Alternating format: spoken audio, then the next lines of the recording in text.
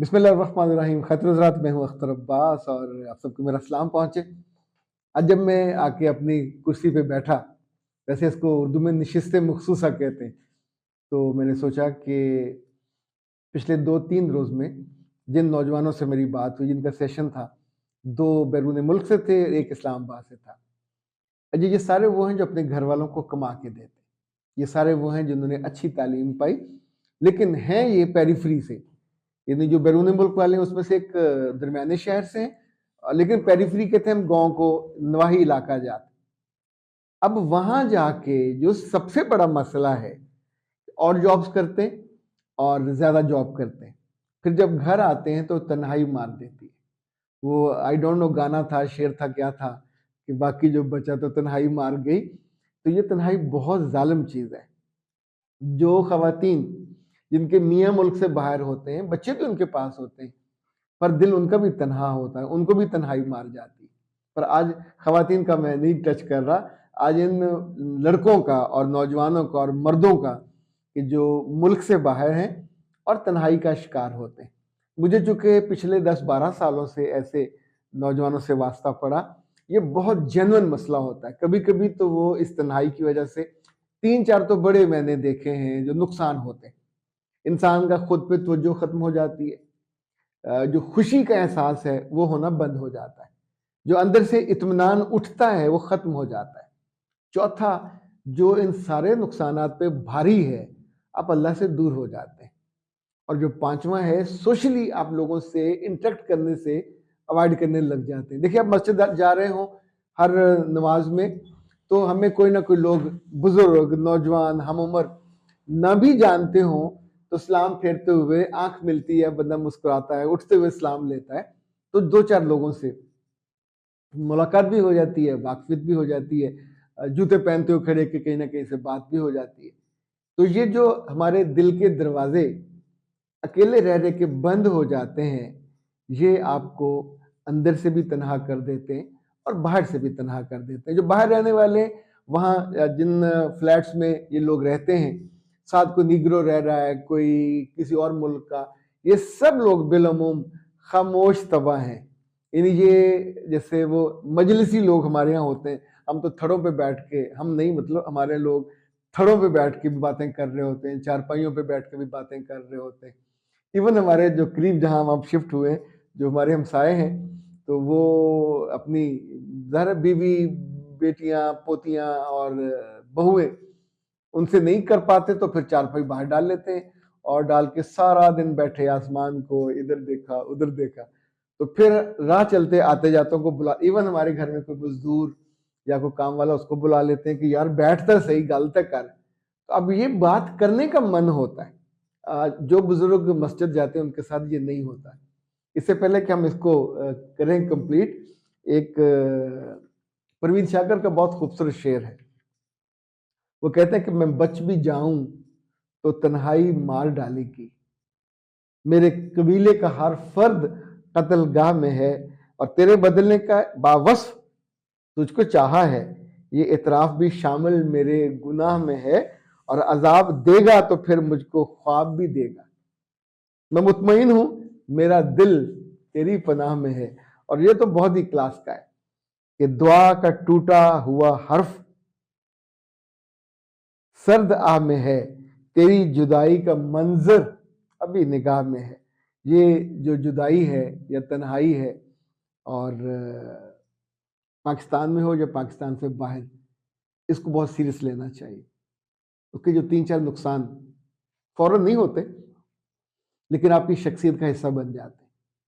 आप जब वापस आते हैं तो आपको बहन भाई भी ज़्यादा लगने लगते हैं, अकेले कमरे में बंद करके, चूंकि आप इतने बरसों महीनों से उसी के आदी होते हैं। बीवियां जो एक एक पल इंतजार कर रही होती हैं, और उन्होंने सारे घर के काम निपटाए होते हैं, खाने बनाए होते हैं, ताकि जब आए तो अपने मियाँ के साथ वो ज़्यादा वक्त स्पेंड कर सके। और वो आते हैं तो उनको तनहा रहने में दिलचस्पी होती है, या उनके बहन भाई आ जाएंगे और वो जो खातून की तन्हाई थी वो तो वैसी की वैसे रही। सो वो तन्हाई ज़्यादा तकलीफ दे होती है। बाज़ दफ़ा तो ऐसा भी मैंने पाकिस्तान में देखा कि मियाँ आए, बीवी ने मुझसे मशवरा किया, पूरा प्लान बनाया कि उनको लेके शुमाली इलाका जात में चले जाएं और 2 हफ्ते रह लें। इन्हें 3 हफ्ते के लिए आया तो कम से कम 2 हफ्ते आपको स्पेंड करने चाहिए इकट्ठे। तो जब जाने लगे तो या सास ने या वो जो होती है आपकी नंद, उसने शोर मचा दिया कि मैं भी पहाड़ नहीं देखे, तुसी कोई एक बहुत ही बल्ली लगती है जी पहाड़ देखने जा रही है, तो मैं भी नाल जाना, मेरिया भी फोटोआं बननियां चाहिए ने। तो उनको कोई समझाने वाला नहीं होता कि उस बेचारी ने तो तन्हाई काटी है, उसने भी तन्हाई काटी है। सो अब 2 जनों को, 2 अफराद को मिलना है, तो ये उनके मिलाप के दिन है, आप उसमें तो रुकावट ना डालो। जब घर आएगा दावतें कर लेना, सारा साल आपके पास पड़ा है, किसी के साथ चले जाइए, लेकिन मियाँ बीवी के साथ ये जो औरतें या बहनें साथ शामिल हो जाती हैं, मुझे माफ़ कीजिएगा, ये गुनाह उस तरह का तो नहीं है, पर है गुनाह के ज़िम्रे में। ये इतना बुरा है, ये इतना हार्ट ब्रेकिंग है और इतना अनएथिकल है कि मैं तो सोचता हूँ तो मुझे गुस्सा आने लगता है कि यार ये कैसे जालिम के बच्चियां होती हैं जो आपने दुनिया देखी है और आपको ये समझ नहीं है कि मियाँ बीवी जा रहे हैं तो बीच में आप वो कौन सा होता है, एक तो कबाब में हड्डी से ज्यादा वो जो मछली का कोई कांटा आके चुभ जाता है, जो वो वाली तकलीफ होती है। तो क्यों कबाब की हड्डी बनते? अच्छा, अब जो इस्लामाबाद में है, लाहौर में है और अपने घरों से दूर है और कमा कमा के उनको भेजते हैं, छोटे छोटे कमरों में रहते हैं। बाहर वालों को तो मैं सजेस्ट करता होता हूँ और ये बहुत सक्सेसफुली हमने इसके रिजल्ट देखे कि साल में 1 दफा कम से कम 2 हफ्ते आपको अपने साथ गुजारने चाहिए किसी सफर में। अगर आप फर्ज करें ऑस्ट्रेलिया में है, अमेरिका में है, यूके में है, तो इट्स वेरी इजी, आप किसी भी मुल्क में चले जाएं और वहाँ के ज़ाहिर हालात, अगर आप यूरोप में हैं तो इतने सारे मुल्क हैं जो आप बगैर किसी वीज़े के और बगैर किसी तैयारी के ट्रेन में बैठें और फ्रांस निकल जाएं, आगे स्पेन चले जाएं, इटली चले जाएं, पर वो 10 दिन अपने आप पे खर्च भी करें और चीज़ों को एंजॉय करें, अल्लाह की रहमतों को देखें, अल्लाह की खूबसूरतियों को देखें। अच्छे होटल में नहीं रहे, अच्छे होटल में जाके रहें।